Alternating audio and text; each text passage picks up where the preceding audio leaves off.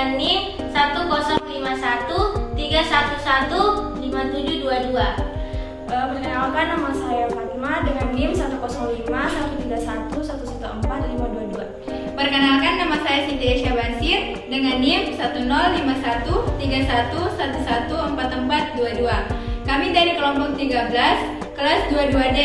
Di video kali ini, kami akan membahas tentang momentum dan tumbukan.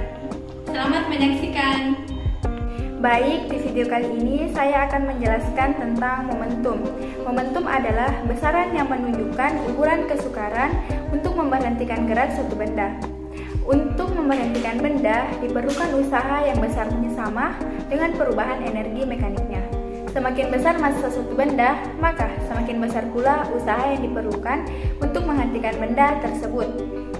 Atau dengan kata lain, benda semakin sukar untuk dihentikan. Artinya, semakin besar massa benda, maka momentum yang dimiliki benda akan semakin besar pula.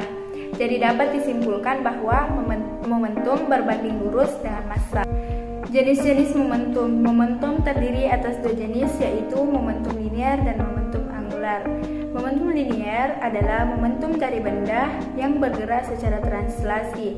Artinya, momentum ini adalah momentum yang dimiliki oleh benda-benda yang bergerak lurus.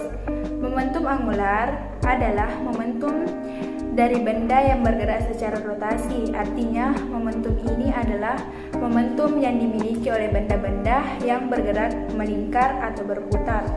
Rumus momentum. Karena momentum berbanding lurus dengan massa dan kecepatan, maka momentum dapat dirumuskan sebagai berikut.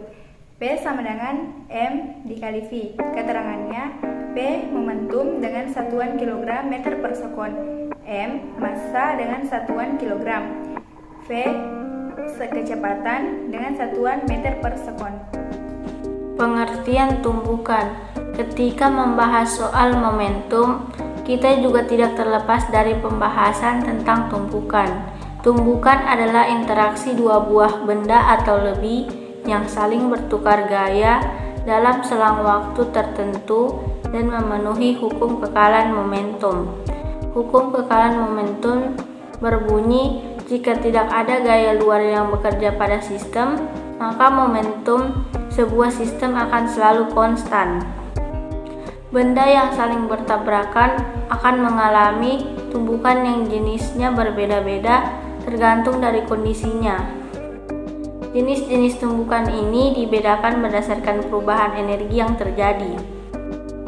Jenis-jenis tumbukan terdiri atas 3 jenis, yaitu tumbukan lenting sempurna, tumbukan lenting sebagian, dan tumbukan tidak lenting sama sekali atau tidak elastis.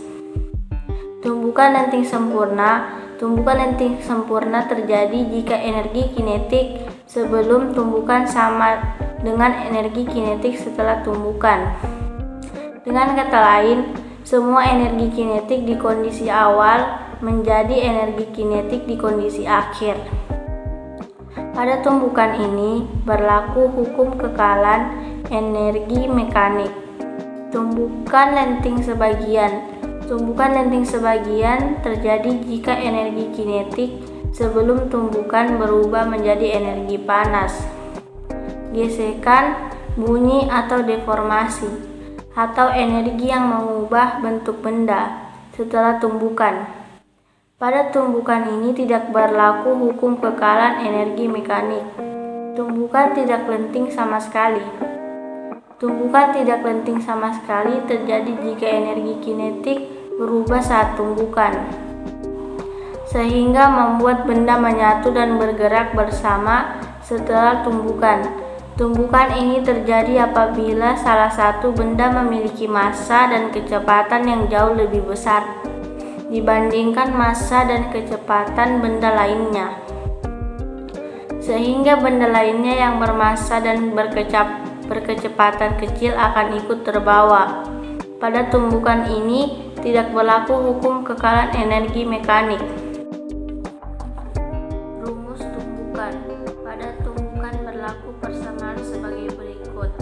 Rumus tumbukan lenting sempurna dan lenting sebagian. M1 kali V1 plus M2 kali V2 sama dengan M1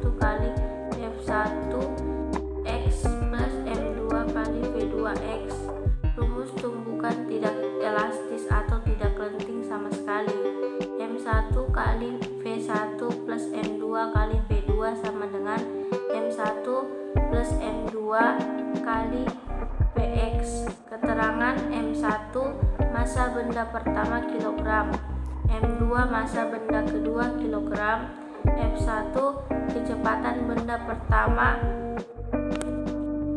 meter per detik, F2 kecepatan benda kedua meter per detik, F1x kecepatan benda pertama setelah tumbukan meter per detik, F2 kali kecepatan benda kedua setelah tumbukan meter per detik, F1 kecepatan benda setelah tumbukan tidak elastis meter per detik.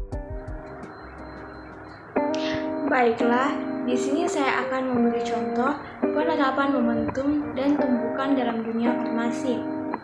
Adapun contoh penerapan momentum dalam dunia farmasi yaitu hemodialisa, fungsinya sebagai alat bantu cuci darah dengan memanfaatkan momentum dari cairan yang mengalir.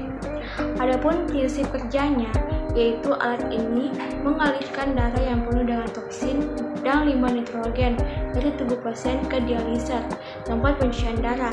Setelah darah tersebut dibersihkan, darah itu akan dikembalikan lagi ke tubuh pasien. Selanjutnya yaitu penerapan tumbukan dalam kehidupan sehari-hari.